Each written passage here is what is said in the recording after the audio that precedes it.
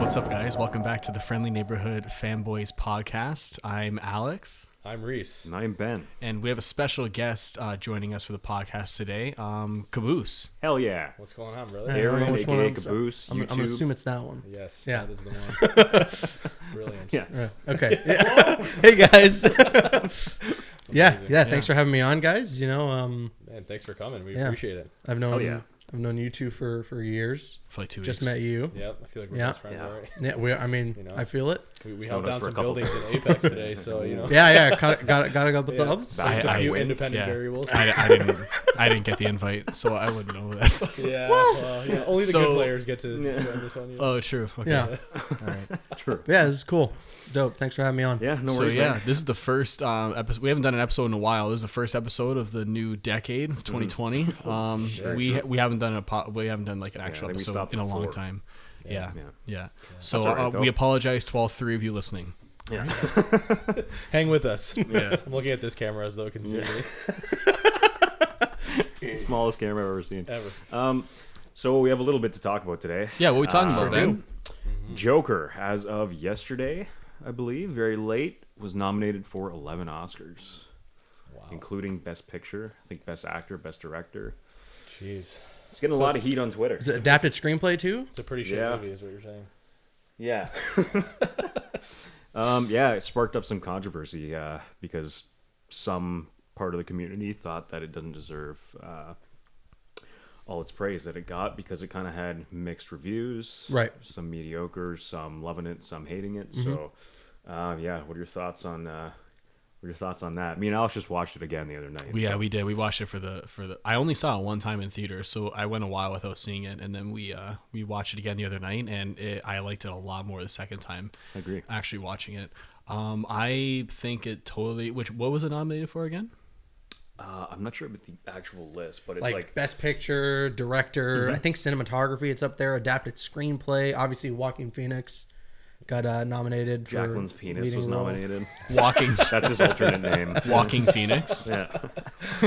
Just walking my Order of the Phoenix. Phoenix. Nominated. I think Dude's a stud, though. I think he deserves an Oscar for that performance. I think the performance was probably the best one I saw this year. It's a honestly. lock. It's a lock. Like, He's bro, gonna come win. on. Yeah. Like, come He's on, gonna win. you have to give it to him. I can't think of a more powerful performance like no that doubt. I've seen like this year. It was unreal. So, best director, best picture, best original music score, which I fucking love the score. I think that's a lock as well. Oh my Yep. god. Yep. Best And it was she director. was a solo producer of the Yeah. music too, right? Yeah. Which is Yeah. pretty insane. She just sat in her basement with a cello and went off. Yeah. She got the Insane. Golden Globe, right? Yeah, Yeah, she did. That's right.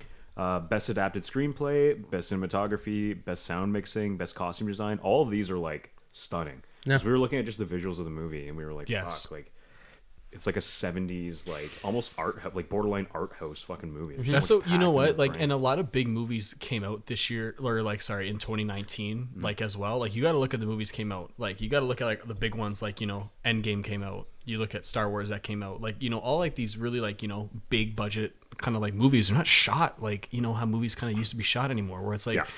There's the one shot in Joker that really stood out when we were watching it was when he was like crawling into the fridge, right? That shot's like a minute and a half, like 2 minutes long, right? But it's like the camera kind of starts like from like outside. You see the edges of the door, and even when he's like dancing and playing around with the gun too, like in his living room, like you're seeing like the edge of the room, right? And then he goes into the fridge, and then the camera just like kind of just like you literally see like the camera just kind of walk in where it's just kind of like you're kind of letting the action happen where it's like Taxi Driver, Godfather, you look at all these movies from the 70s Which before Joker definitely takes a lot of 100%, inspiration from. Yeah, 100%. Especially Taxi Yeah. Driver.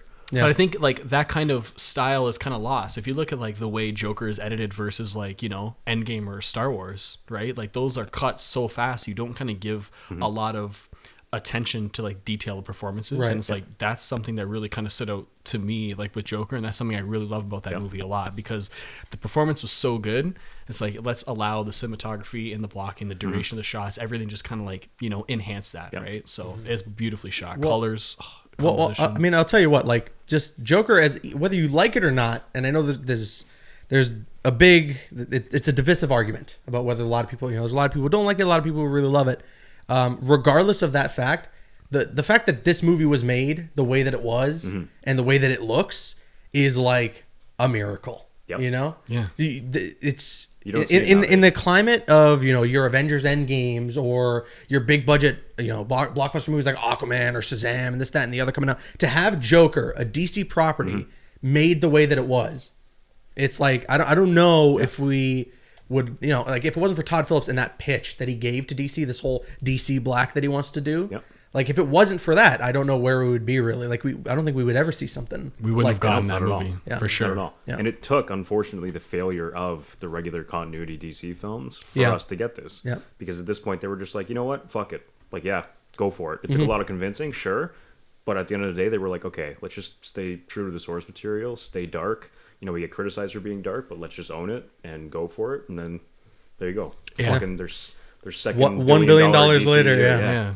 And So- like they've been so stingy with their properties over the years because they don't want anyone to like, you know, like destroy them or whatever. But then like, you know, studios like, you know what, we already fucked everything up with Justice League. So honestly, like there's no reason to be as well stingy just with go our for it. properties Yeah. anymore. So just have it. You know Like, what fuck. though? Like Justice League doing as bad as it did was honestly a good thing at the end of the day for the studio.